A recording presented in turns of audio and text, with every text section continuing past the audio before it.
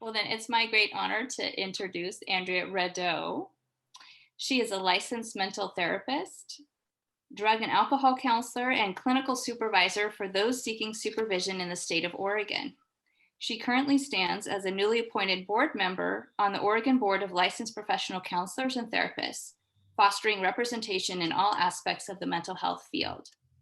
Her practice, Uniquely You Counseling LLC, primarily serves BIPOC individuals and those desiring to explore the intersectionality between race, privilege, and presenting mental health conditions. Andrea strives to use a lens of equity and social justice, ensuring that all clients are served from a place of understanding and healing. Through levity and a little humor, Andrea is focused on providing education in a collaborative and inviting approach. We're so excited to have you here today to talk about fostering resiliency for 2021. Yes. Well, thank you all. And we're going to have to roll with the punches because apparently my Prezi doesn't want to work. Oh, no. Because that's life. So we're going to make it work. What we're going to do is I'm going to go through it. We're going to talk. I've done this enough times that it's actually up here. And as we get into parts that I really want you to see, I'll share my screen so that you can just see it. But this is being life in 2020/2021, right? Like, it's complicated. Sometimes it doesn't work and we have to adapt. And that's what resiliency is really about. So I like to kind of just start off and share with you about why I believe resiliency is really important, especially right now. I also like to tell people, like, this is, I hope interactive. So if something happens and you're like, actually, I'd like you to clarify that a little bit, or you're like, I actually have a question, please engage. I try to make this as engaging as possible. If it was a different life and a different time, we'd be in person, but we're not. So I still want people to engage. So you can chat, you can just literally raise your hand, or sometimes they have a little hand on Zoom, and just let me know. And I think it is important that if things come up, you'd like to just talk through them.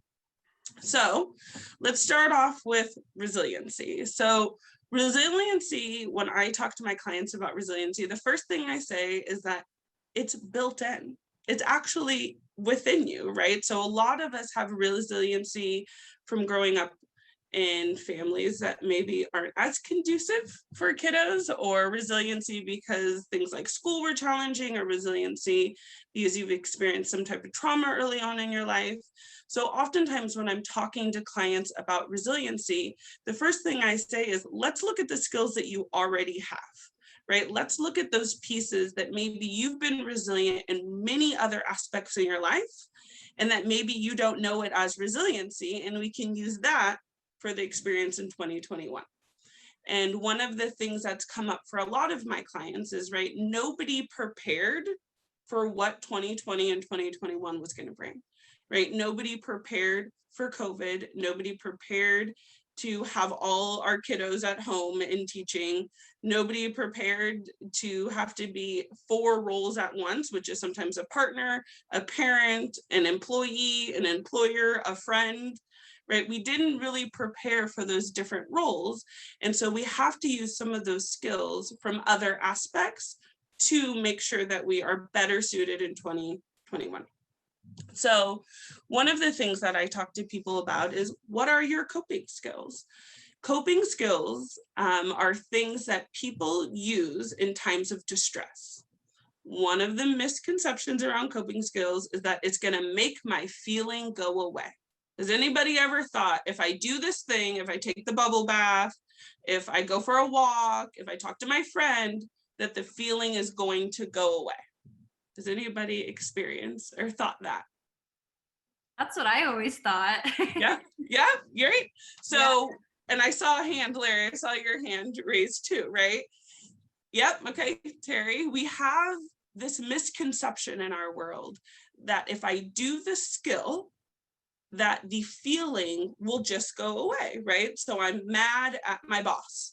So I did the thing that everybody said in that training, right? I went for a walk. Well, at the end of the walk, I'm still really mad. It actually didn't change my anger. what we expect is that the walk is going to dissipate somehow all of this motion that we have. And what we want to be mindful of is that coping skills don't stop feelings. They just make them a little more tolerable for the moment. And so when we look at resiliency, resiliency is about coping. Resiliency is so that you can cope with things that maybe we didn't plan for, things that are really painful, things that are really sad, right? Resiliency is so that you can cope and move on, but it doesn't make it go away. And so what I always like to tell clients is that I use the iceberg analogy. And this one I don't have a picture for. I just use a little square. So this one I don't have a picture for. But what we say in the iceberg is at the top is what everybody sees. But underneath that iceberg, underneath the water is the pain and the sadness and the fear and the worry and the rumination. Right underneath that iceberg is all of the emotions that we struggle with. And so when I do my coping skill, it just hits the top of the iceberg. Sometimes it doesn't hit below the iceberg. Sometimes it just hits my anger. So I feel less angry, but I still feel really hurt, and I still feel very sad, and I still feel very alone. And so when we look at coping skills, all we're trying to do is bring you from a pain of 10 to a pain of 9 to a pain of 8. Sometimes you get to go down to 7, and then sometimes you go down to 4. But generally, when we're coping with resiliency, it doesn't make the feelings go away. It just makes us tolerate them more. And so what I always like to talk to people about in this time in particular is remembering, if I'm trying to decrease my emotional distress, how do I get there? So I go for a walk. Well, I was at a 10. So let's say I got in an argument with my boss, it went bad. It went bad, I cried, they cried, it was a lot of anger, and it was intense. So I go off, right? And I go for my walk. Well, what do we all think happens on the walk? What's supposed to happen when you go for the walk, when you use the coping skill? Any ideas of what's supposed to happen? Your anger is supposed to dissipate. It's supposed to dissipate. And then you cool off. You're supposed to cool off, okay? So 1, my anger is supposed to dissipate. 2, I'm supposed to cool off. Any other thoughts? Emotionally detach. You're supposed to emotionally detach. Okay. So by the time I come back from my walk, I'm supposed to cool off, emotionally detach. Anything else in my 10-minute walk? Come up with a new solution or way to solve the problem. Come up with a new solution. I love that. Anything else? No, I always feel better when I get out and go for a walk. Okay, so a change in environment. Yeah. Right, so that change in environment can make me feel better, right? So if I'm at a 10 and I go for a walk, but in my head, I'm like, I'm supposed to come up with the new solutions. I'm supposed to calm myself down. I'm not supposed to be angry anymore. And I'm supposed to maybe feel better. The reality is the walk may offer you some direction.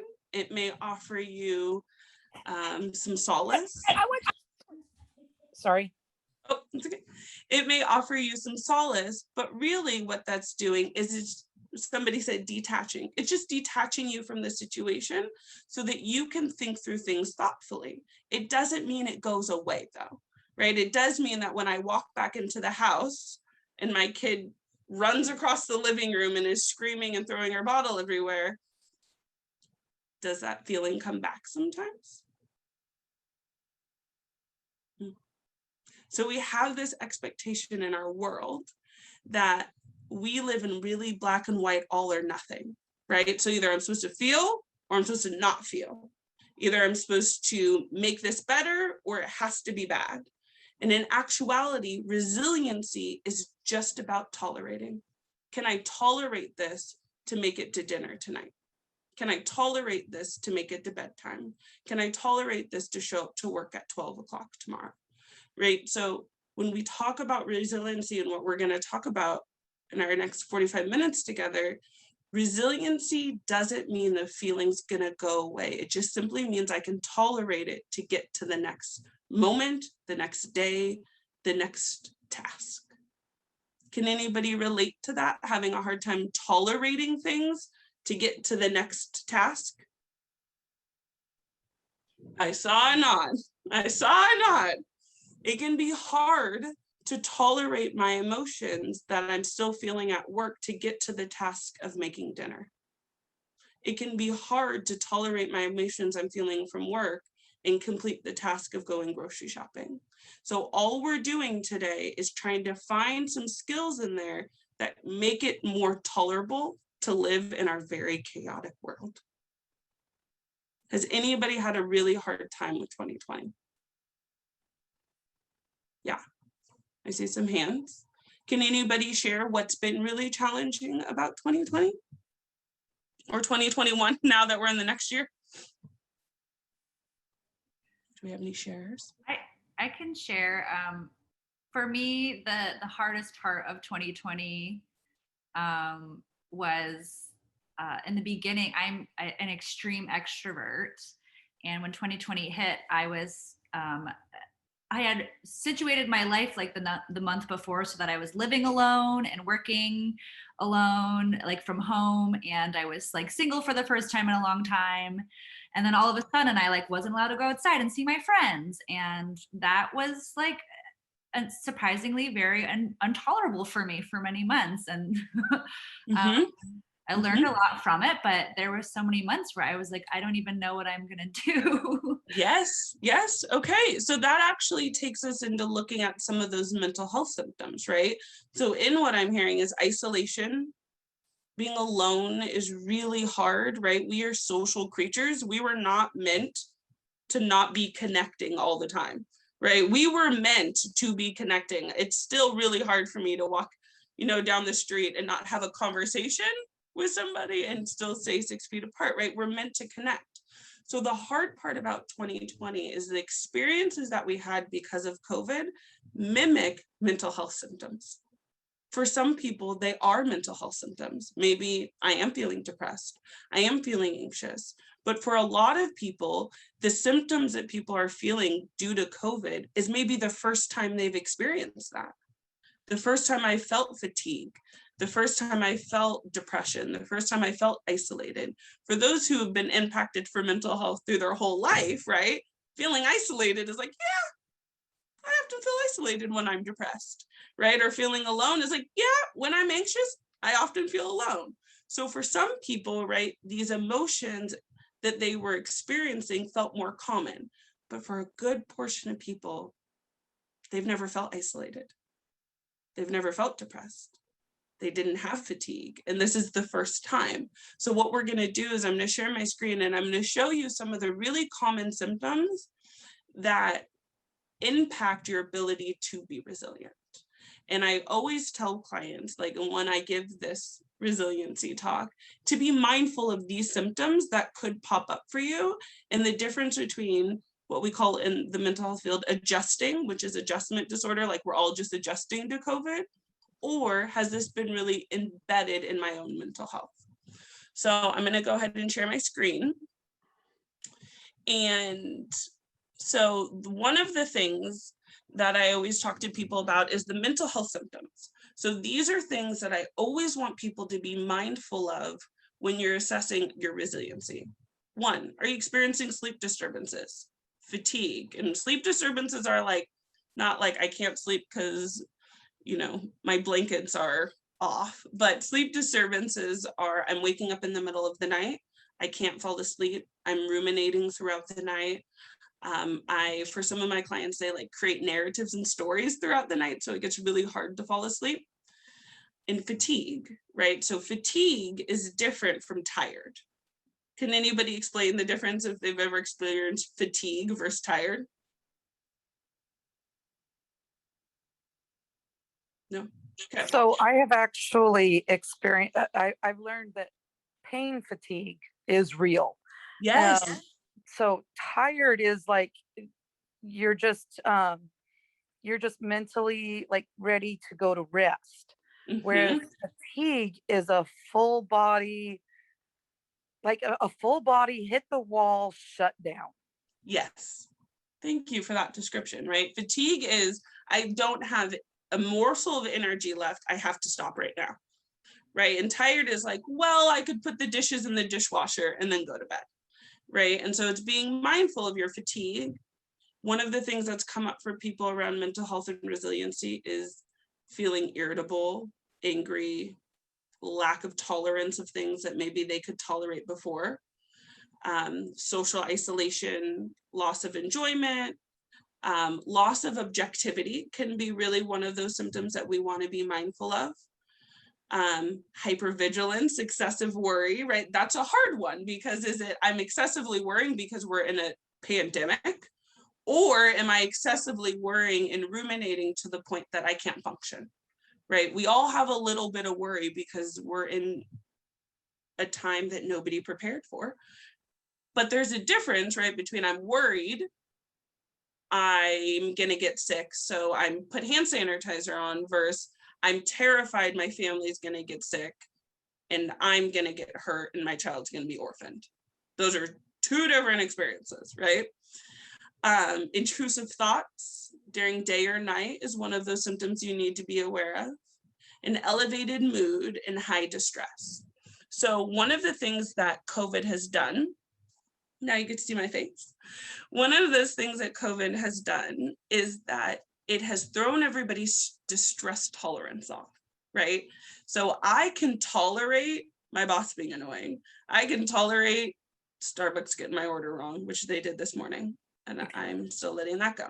I can tolerate, right, like my kid running at the park and knocking some other kid over. You know what I can't tolerate? All of that, and being in a national pandemic and a racial uprising and my kid being at home schooled and trying to work on things just in my own life, right? So what COVID did is it pushed people, what we call in mental health, to their edges. There's an edge that every human has. There's a point that I have to stop. I can't take on any more tasks. I can't take on any more stress. I can't feel anymore. There's an edge. And what COVID did is it pushed us all to our edge without the other life stuff. It pushed us all to our edge, and it didn't take into account that, like, maybe you are struggling at work. Maybe you're also struggling in a friendship, right? And so being mindful about that resiliency is when you've hit your edge. Right? And I don't know that, your partner doesn't know that, only you know when you've hit your edge. And so these are some of those signs that you're starting to get to your edge, and we need to pull back and work on your self-care to really allow yourself, or other things, to allow yourself to get in the middle ground. If I'm making sense at all, give me a nod. Okay. Thank you. The next part that we're going to talk about, I have a question. Yeah. When you talk about self-care, I've heard about a lot of lists, but one of the things I am still exploring, okay? Learned about, thought it was new and innovative, but the concept of play, that we need a time to just play, that it's not rigid, it's not structured, but we can just play. And play is a part of something that we need. And I'm seeing with the pandemic that I'm missing that occasionally. And I mean, it was like, go good, and then I kind of binge on play, and then I'm back to, trying to make it through life, and then I binge. Yes. No, I think that's so important, right? Because self-care, what we've learned along the way is self-care is like bubble baths, right? Self-care is like going to get a massage, when in actuality, self-care is just a need. It's a need that I have, and I'm willing to intentionally meet it. And so why we get stuck with self-care is because we believe it's like relaxation, right? It's going for a walk. For some people, that is self-care. They need to calm down their mind because they're feeling frazzled. For other people, like I'm hearing what you're saying, Larry, self-care is like, I need play, I need activity, I need movement, right? So when you think about self-care, it's not about the act of self-care. It's about, what do I need that's going to make me feel cared for, right? What is it that I need that's going to make me feel better? And everybody in the Zoom's different, right? Larry said play. I say sleep. Kind of just depends on where you are. Yeah, Jennifer? I saw your hand. Nope. Yeah. You keep muting me.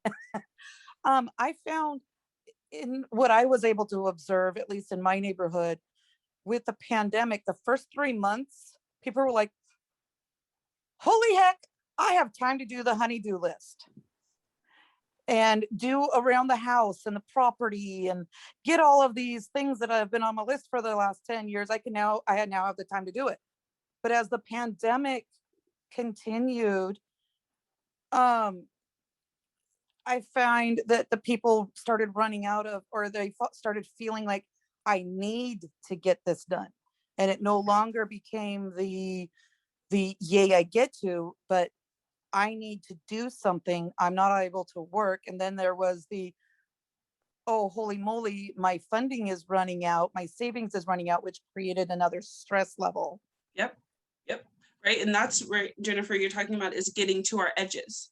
Right. Mhm. And so I think in the chat, we have, I think we're talking about that time fatigue, right? Like getting to your edges makes us feel, right, things are urgent and overwhelming and I got to do it now.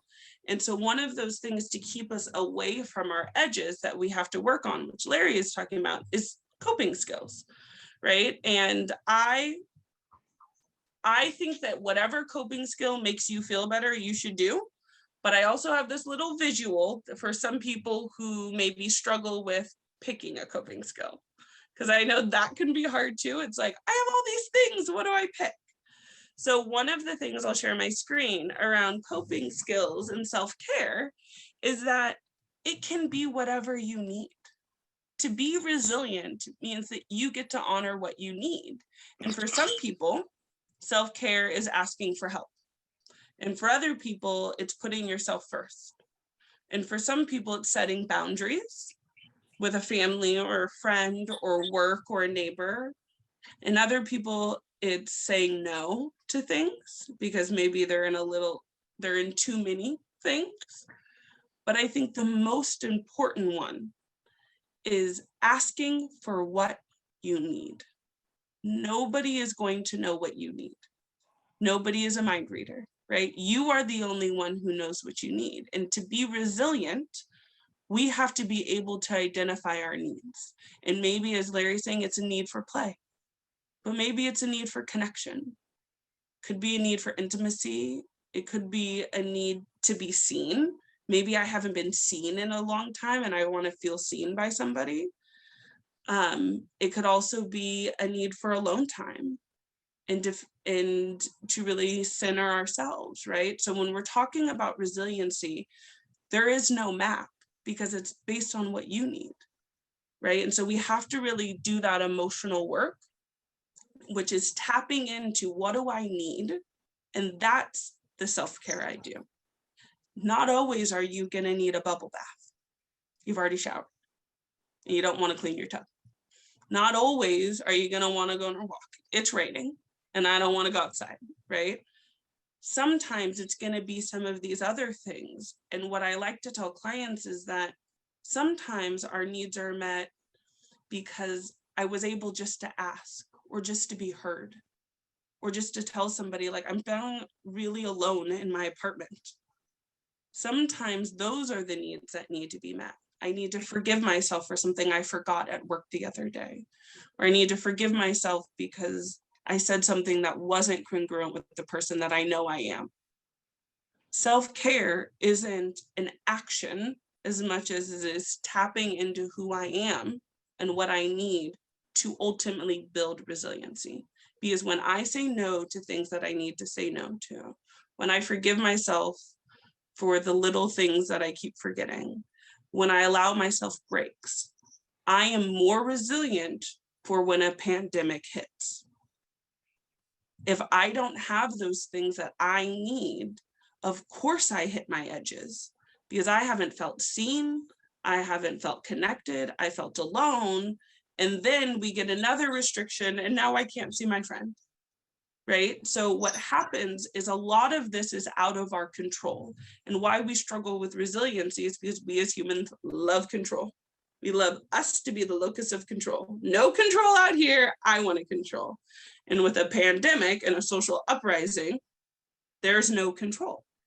And so I want to be mindful for you all that when building resiliency, it's about what you need. And those needs are different for everybody.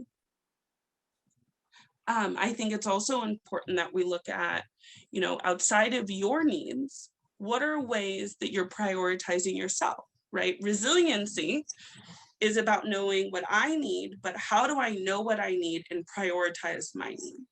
I think what's happened with COVID, which I don't think I know, what's happened with COVID is that we've all had to put our needs on the back burner because I had to get whatever I could at the grocery store in the middle of the pandemic. It wasn't about what I like to eat. It wasn't about what I could eat. It was about what I could afford, as Jennifer says, right? So a part of that I want us to be mindful of is the pandemic in 2021 took all of the things we can control. So we got to control me and I got to control my own feelings. I also want to talk a little bit about how to do that. So for a lot of my clients, what happens is they're like, no, I want to use my coping skills. I just don't know how. So what I've done around resiliency is actually create a map for everybody. So at times of distress, you go and you're like, this is what Andrea said to do. Do that thing, do this thing, so that you have some guidance. Because I think as therapists, we often say like, tap into your emotions, feel it, talk about it. But that's really hard when I'm in distress. So I kind of created a little pathway for people so that you can be more resilient in your own life. So I'm going to share my screen and show you what I think I've seen is helpful for people. So building resiliency is to invest in one's own conscious effort to solve personal and interpersonal problems in order to try, keyword, try to master, minimize, or tolerate unwanted emotions. There are not good and bad emotions. There are wanted and unwanted. Wanted is happy and fun. Unwanted is usually sad and lonely, right? So resiliency is trying to tolerate, minimize, or if you're a guru, master. So the first thing I tell people is you're in distress. 2021 is hard. So let's say you're in distress and a common thing, you are dealing with work and kiddo at home, right? You're struggling, you have work and kiddo at home. One of the first thing you have to do is name how you're feeling. What is your emotion? And many of my clients are shocked to hear. Let me show you. We got an emotion list. These are how many emotions there are. Good, bad, surprised, happy. These ones in the middle, those are primary emotions. You take that emotion and you work your way out. So you say, I'm feeling sad. Okay, then we dive into that. Is it lonely, vulnerable, despair, grief? Maybe it's empty. Maybe I'm feeling a little bit empty. But I also can go to the other side of the angry and say that I'm feeling a little betrayed, right? And maybe I'm also feeling a little surprised that I feel betrayed, right? So one of the things that you have to do is first identify your emotion. Most humans feel like 10 emotions at the same time. So we have this belief, again, in our black and white world, right, that you're either one emotion or another. Reality is most of us feel multiple emotions. I can feel joyful and resentful all at the same time. So I have to identify my emotion. And if you are somebody who has a hard time doing that, and a lot of people do, get a feelings list, right? This feelings list, hit the Google, right? Literally type in emotion list. And I like the wheel because the wheel makes me feel a little more in control instead of just an entire list. So first we identify our emotion. Does anybody ever look at a feelings wheel? Has anybody ever seen one of these? Mhm. Yeah? Okay. I love it. I love it. Okay, so first we identify our emotion and we've decided I'm feeling betrayed. Then I need to decide, is this a problem-solving issue or is this an emotional-based issue? So those are two different things. Is it problem-solving because the behavior I can change? So if it's problem-solving, it's like, okay, well, if it's about my kiddo, I can move my kiddo from this room to the other room, right? Is it a problem-solving? Or is it emotional based where actually nothing outside of my control is going to change it? I just have to feel it.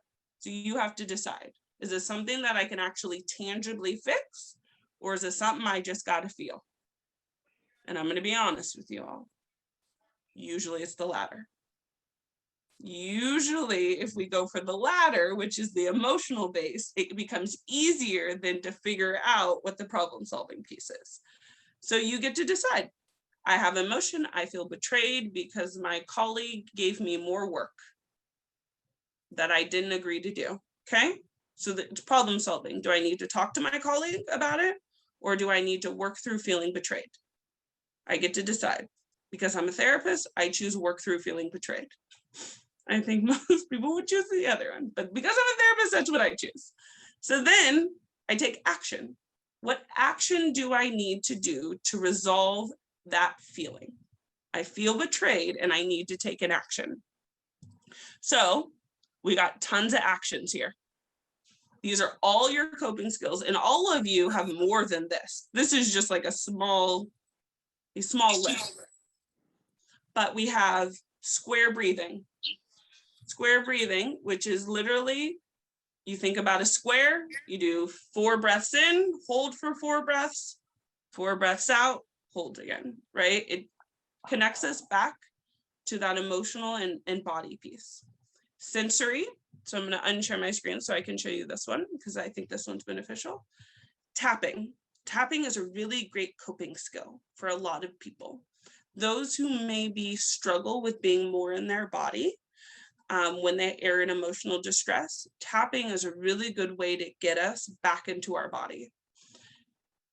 Tapping is literally tapping. So you take your pressure points, but the ones that I find beneficial are your collarbone, and you tap, and you focus on your tapping, and you give yourself 30 seconds. I take deep breaths from my belly, I shut my eyes, and I feel the tapping on my collarbone. For some people, this feels really nice. For some people, when you're in a meeting and you don't want people to know you're tapping or you're in a Zoom call, right here on your wrist, right? And sometimes if we can do it, we can start to sync it up to our heartbeat. And it can allow us to be more mindful about getting into our body. So we have square breathing, we have tapping. I think tapping is a fun one. There's the good old standard one, distraction. I think people believe distraction, like I'm supposed to feel this, I shouldn't distract myself. Distraction is the best technique that every American has. Distract yourself, do something different, do the opposite action. You feel lonely, connect. You feel sad, hit the TikToks. I don't know, but find something that's going to distract you. And that could be anything, right? It could be cooking, it could be talking to a friend, but it's allowing yourself some time to kind of sit in what you're feeling without having to really think about it all the time. Journaling, which I think is amazing. I encourage all my clients to journal, and journaling not in our standard journaling. We're in 2021, new time. Open the voice note on your phone and talk into your phone. Talk into your phone. If sitting down and journaling is too much, some people have journals. I think I have like 15 and they all have like 1 page in them. But if that doesn't work, if you're not somebody who likes that, or that is a barrier to going and getting it and sitting down and finding the time to journal, on your way home, talk into your voice notes.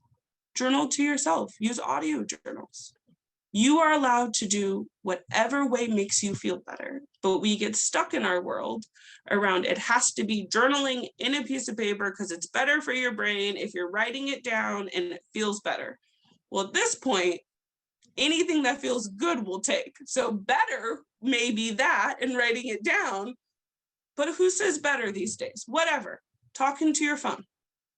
But some place where you get to have a stream of consciousness that is about you and only for you. And if you'd like to delete it after, you can.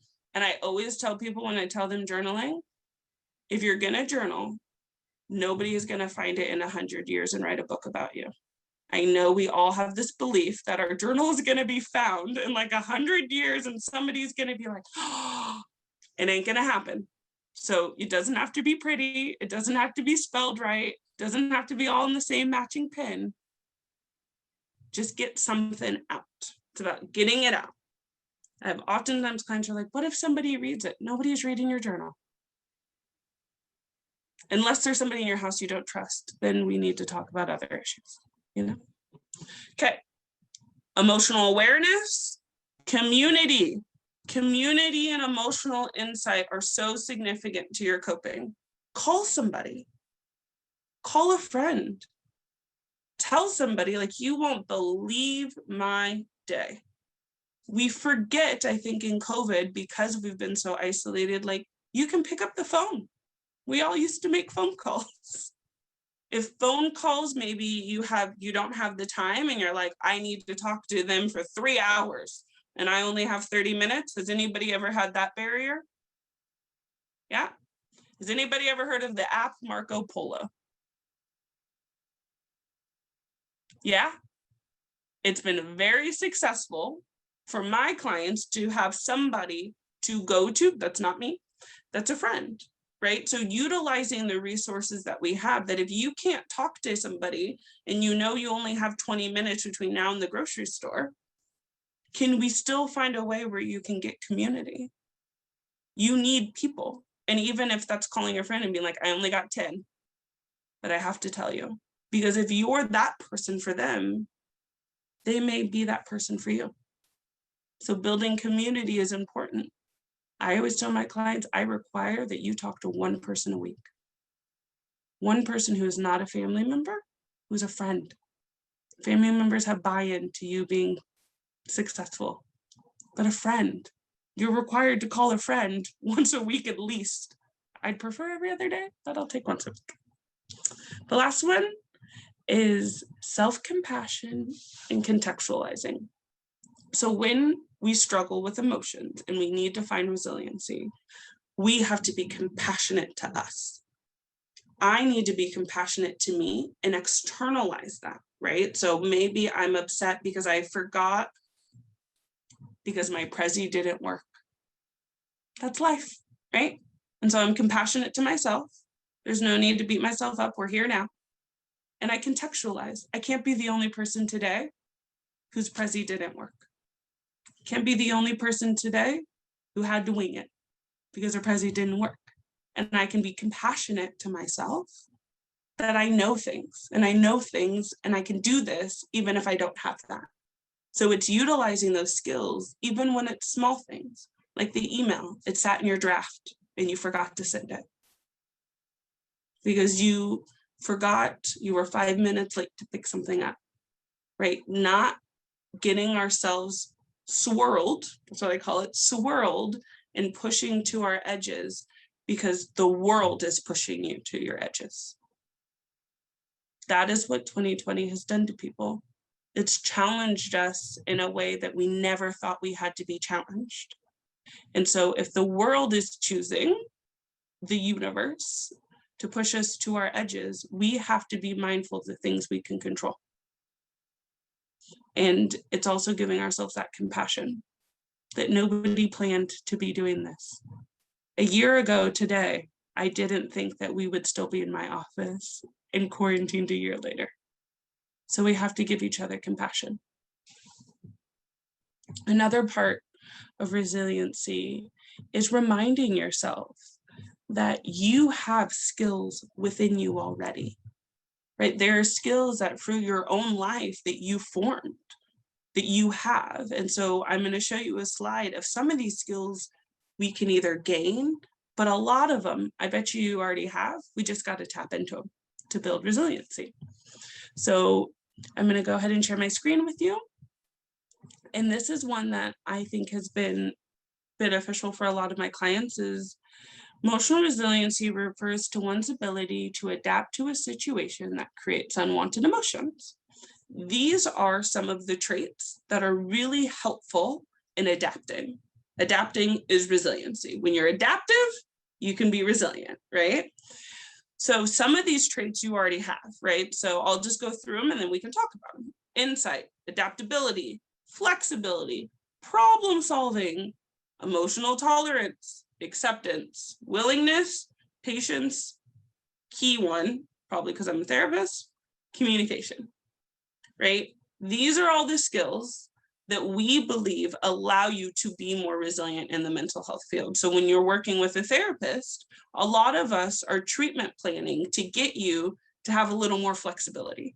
Because if you had a little more flexibility and less black and white thinking, you could be a little more self-compassionate, and that could also decrease your amount of anxiety, right? So we are always working to allow you to find those coping skills that you may already have, but to build some. So one of the coping skills that I think is most important in this whole thing, willingness. Willingness to do things that are really hard. Willingness is something that I think as humans we struggle with. We as humans can be stubborn in what we call closed thinking, right? That closed thinking is a thinking error, which is called a cognitive distortion. And what we do is we shut it down. I'm like, no more thoughts in, no more perspectives, no more ideas. I don't want any more suggestions. This is what it is. I'm pushing all of that out, right? But when we get really narrowed in, it only increases our emotional distress. So one of the things that people really can work on in being resilient is your willingness. Willingness to say no when you need to say no. Willingness to focus on your own self-care instead of worrying about what a friend is doing. Willingness to think something differently. Willingness is the crux for all of these others. Because if I'm willing, maybe I'm willing to be a little more flexible in my life. If I'm willing, then maybe I'm willing to communicate something that I've been really struggling with. Willingness helps us be resilient. And it's important that we're flexible, we're honest with our feelings, we communicate. Without those things, we can't really build resiliency. Okay, well, I've talked a lot. Does anybody have any questions, thoughts? There's a lot of things, and I want to open it up in case anybody has anything. No? Okay. Terry had her hand up. I was reading the ones on self-care. Yeah. And it was interesting because I think I've gone through all of them at, at different times here. But I found like last year, the thing I ended up doing was working on myself. Yes. Getting myself in a better place. And it was the perfect time to do it. Yeah, and, absolutely. Working on my mindset and just staying out of my comfort zone and all that. It's really, made a big difference in my life and how I cope with things. Right, that willingness to even see that like there are things that I need to change. There are things that maybe I have done in my life that aren't setting me up for the success that I want, right? And it's really hard to change those things because oftentimes we get ingrained in our beliefs. We get ingrained in what we think is right. And what we have to do to build resiliency is, I would tell clients, we got to air it out. Air it out, right? That is a treasure chest of beliefs that you really have. All we got to do is open the box.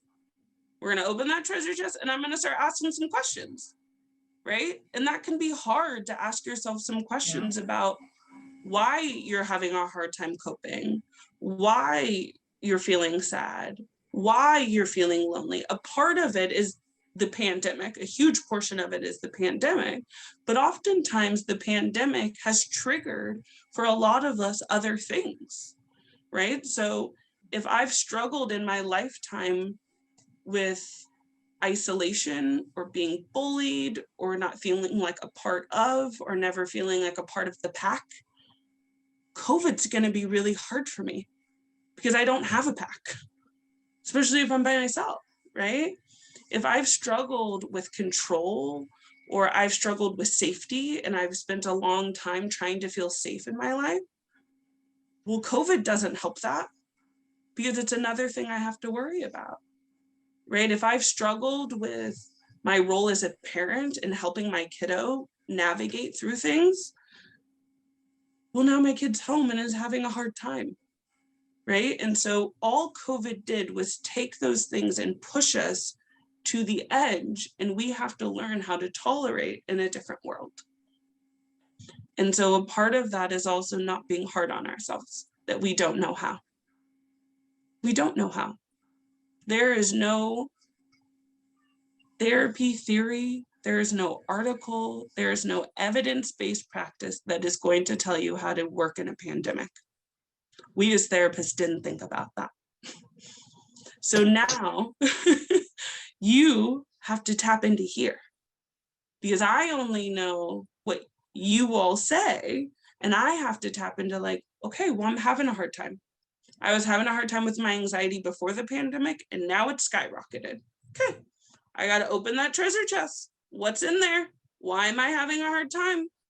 If there's anything you take from this, it's asking yourself, why? Why am I struggling? Why am I crying right now? Why am I angry? Right? Asking myself why and opening up that box and going, well, it could be this. That could have triggered some of that old stuff. Could have triggered my current relationship. Could have triggered my friend's stuff, right? There's something in that treasure chest that COVID is triggering, because COVID is another life circumstance. And if you're getting pushed to your edges, we got to ask why. There's no way to build resiliency unless we know why. With resiliency comes insight, and you got to have insight. In our house, we have a tendency to use growth mindset versus fixed mindset. With autism as one of our family members, you know, the autistic mind, very fixed, very, and having to teach an autistic kid being a very relative word, how to let go of the ideas of what he thinks should be, or some of the things that he was taught as a youth, and changing those. We have to teach him, okay, those are old or fixed mindsets, and to get out of the black and white world. And you know, it's funny because we don't think we are part of that as, you know, somebody without those disabilities. But when you're faced with it, you're like, or they call you out on it, and you're like, oh yeah, oh. And I it's think a harsh reality of accepting that you might not be as far off as they are, but you have to be open to that growth mindset, and I think be willing to change. That word you were just saying, being willing to change. And I thank you for bringing up growth mindset, because I didn't add this to these slides, but it is important, right? That because we live in this world where it's all or nothing, black or right, right or wrong, right? We live by a moral compass within our Western world, right? Of right or wrong. And it's so important that when we're talking about coping, that we get to the gray area. There is no right or wrong way to cope. There is no right or wrong way to figure this all out. There is a healthy and unhealthy way. And I'll be honest with you, Sometimes we got to have a mixture of both to get by. Right. And I think that we can even be judgmental around our own coping skills, right? Like good coping skills are journaling and taking a bath and talking about my emotions. Bad coping skills are eating a cookie, buying something online, and calling my ex. Some could call those good and bad, or we could call them, some of them have consequences, some of them don't. Right. And so it's important that we're in this and we're getting all pushed toward edges, that we get out of that all or nothing, black or white, right or wrong. And we really work in resiliency and living in the gray area. And sometimes there are moments where it's just about doing the thing to get me to the next task. And sometimes that's eating the cookie because I got to go show up somewhere else. And sometimes that's not. And sometimes it's drinking the water because I got to show up somewhere else. But it's giving us that ability to use the skills that we have and to be okay with it doesn't always look pretty. And it's probably not going to look pretty. So I'm going to finish off with my last slide. So I'm going to share my screen with y'all. And because we got a few minutes left.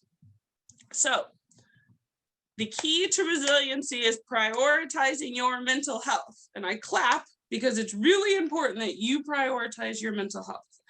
If every adult, not kiddo, if every adult chooses to prioritize themselves, we can then show up for other people, right? If I prioritize my own feelings, it's easier for me to then show up when a friend needs me or a partner needs me, right? Because I've already got my needs met that day. So the first part is building community. So we're doing that here, right? We're building community.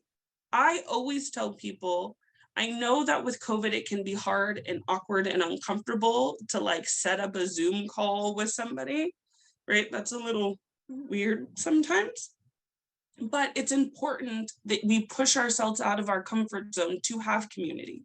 Community is not going to look like it looked a year ago. Community is going to have to look different. So it may have to look like this. It may have to look like a social distancing walk. I have some resources down below where I'll show you how you can get some community, but community is going to be different. I've heard many clients say, I'll just wait till it's back to normal and then I'll go see a friend. We can't wait. Your mental health can't wait. Reaching out to friends and family, find an outlet. Also a part of resiliency, when we talked about in the coping skills one, is that you need an outlet.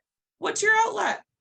Your outlet has to be something just for you, right? So if it's baking, if it's birds, if it's, making music, you need to have an outlet that's just for you. And it could be crafts, but oftentimes people are like, but I have all this craft box. If you want to go to Sally's and go buy more stuff, that's fine. That can be a coping skill. You walking around the grocery store could be you finding your outlet, right? You're still looking for it. Increasing your movement, being open to change, and being consistent. Prioritizing your mental health is about being consistent. I think that sometimes we say, I'm going to take a break as soon as this quarter is over. I'm going to see a friend as soon as this project is over. I'm going to prioritize me as soon as. It is important that you stay consistent with your self-care, that you do it weekly or daily or every other week, that you have a consistent routine for you. And then some resources. So I'm biased. So I believe everybody needs a therapist because I'm a therapist, so I'm biased. But if it is that you are struggling with resiliency and you're having a hard time and you're getting to your edges and you're feeling more overwhelmed and you're struggling, these are some great resources. Reach out to your EP, Psychology Today. There are support groups out there. But if it doesn't feel like you're at your edges, but you just want a little more resiliency, get some community support. Maybe for some people, they aren't at their edges, so therapy isn't important right now, but community support is. So Portland meetups, there's one recently that I did, which was a Portland hike. It was amazing. There's other people around, you can engage. some people were there and were socially distancing. Some people were in groups, so you could go with other people. I really think that the internet and social media is the way that people are connecting, and it keeps people feeling safe sometimes. So if social media is a way that you feel safe and connected, here are some really great social media people that I follow and clients have followed to feel more positive. If nobody knows who Tabitha Brown is, raise your hand if you've ever heard of Tabitha Brown. Well, if you need just a soft voice and somebody to talk you off an edge, Tabitha Brown is your person. If you love meditation, a few of these are for meditation. So Black Boys Numb, that's for meditation. Psyched Mommy, that's for people maybe who are mommies and are struggling at home. And the key here, Brene Brown. If you don't have a Brene Brown book and you want to explore, she's a great starting resource for people. And then finding even a podcast. So some of my clients recommended some podcasts, but one of them that I found really beneficial for my own self-care is Humans Grow Stuff. That if you're into gardening and you're not really the best gardener, it's actually a really calming podcast where you can hear about humans growing stuff. And then I also added this resource. It's called the Primal Scream.